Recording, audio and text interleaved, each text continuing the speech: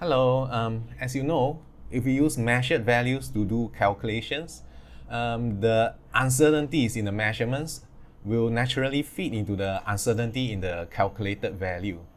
So how do we evaluate the resultant uncertainty? This is what this video is about. So let's use a rectangle as an example. So we have here a yellow rectangle with sides L and B, which have been measured to have values 2 cm and 1 cm, both with uncertainties of 0.02 cm.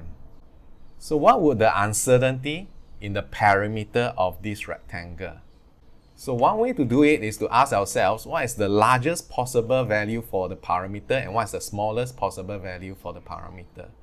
So the largest possible parameter turns out to be 6.08 cm. That happens when we have the blue rectangle, which has sides of 1.02 and 2.02 cm. Likewise, the minimum possible parameter would be 5.92 cm, and that happens when we have this green rectangle here, which has sides of 0.98 and 1.98 cm. We can then use the max minus mean divided by 2 method to evaluate the uncertainty in the parameter value, which turns out to be 0.08 cm. So now we can write down the parameter, its value, and its associated uncertainty. So the parameter itself, of course, is 6 cm. That comes from 2 plus 1 plus 2 plus 1, right? With the uncertainty of 0.08 cm. Now, so the job is done, but actually, do we have to go through all the calculations of the minimum and maximum parameter?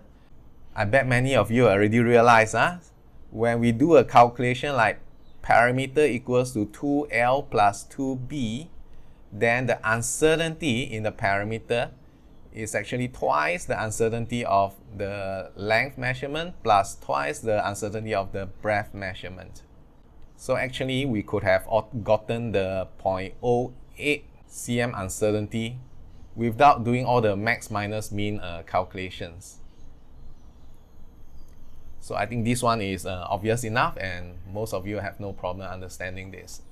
Now, what about the area? If we were to calculate the area, what would the uncertainty in the area calculation be? So again, we can ask ourselves, what is the largest possible values for area, largest and smaller possible values for area given the uncertainties in L and B. So it turns out the largest possible area is 2.0604 cm square. That happens when we have the blue rectangle whose sides are 1.02 and 2.02 cm. And the smallest possible area is 1.9404, and that happens when we have the green triangle, right, whose sides are 0.98 and 1.98 cm. So again, we do the max minus mean method, and we got the uncertainty to be 0.06 cm square. So we can write down the area is actually 2.00 cm square. That comes from the 2 times 1, plus minus the uncertainty of 0.06 cm square. Now again, the question is, do we have to go through all the calculations of maximum and minimum and then divide by 2 to arrive at the 0.06 cm square uncertainty? Actually, there's a shortcut. So I'm going to show you the shortcut now. To use the shortcut, we have to work with percentage uncertainties instead of absolute uncertainties. So instead of plus minus 0.02, we think of it as 2 cm plus minus 1%.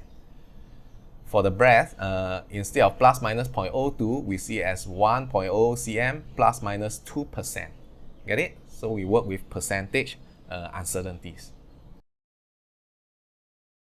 Now let's call the original area, the yellow rectangle, let's call it 100% A. Now let's look at this rectangular strip here. What do you think is this area? How many percent of the yellow rectangle? Can you see that it's actually 2% A? Yeah? Likewise, what is the area of this rectangular strip here? 1% A, isn't it? Yeah, 1% A. Lastly, what is this tiny squarish area here? Now, this is actually 2% of 1% of A, which means it's actually 0.02% A.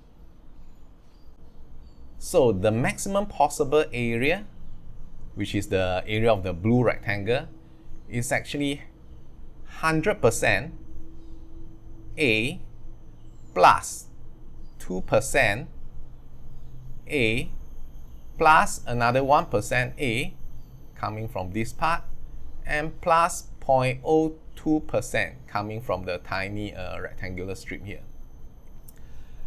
But this is actually very small percentage, isn't it? So if we ignore that part, the maximum possible area is just 103% A. Okay, now let's work on the minimum area. So we are talking about the blue rectangle now, yeah? So again, what is this area here?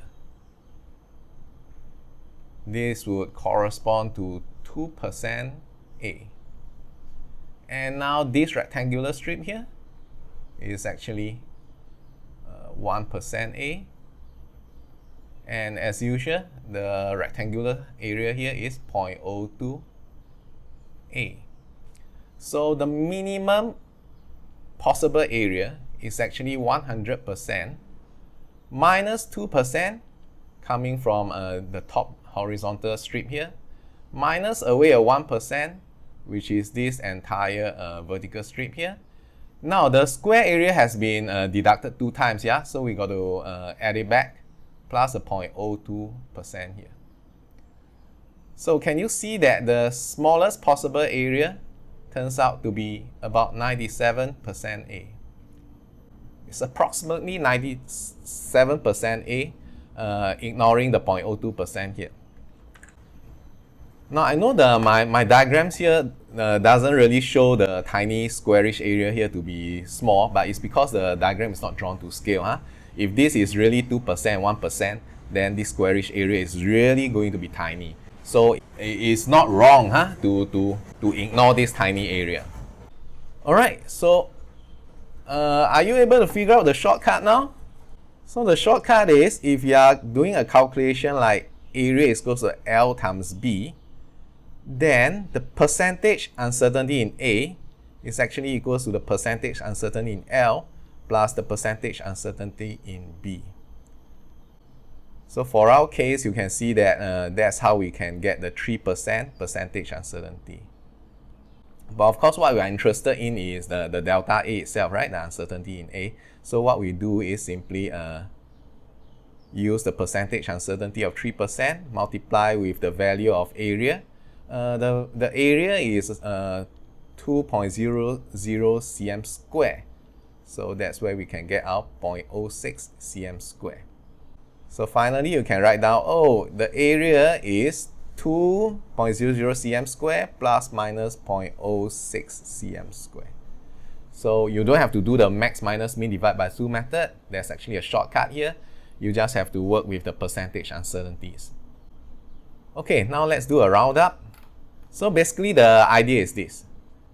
When you are doing a calculation that involves summation of terms, then it's the absolute uncertainties that summed up. Alright? On the other hand, if you are doing a calculation that involves multiplying up terms, in that case is the percentage uncertainties of the measurements that sum up to become the resultant percentage uncertainty. Alright, that's all. Ta-ta!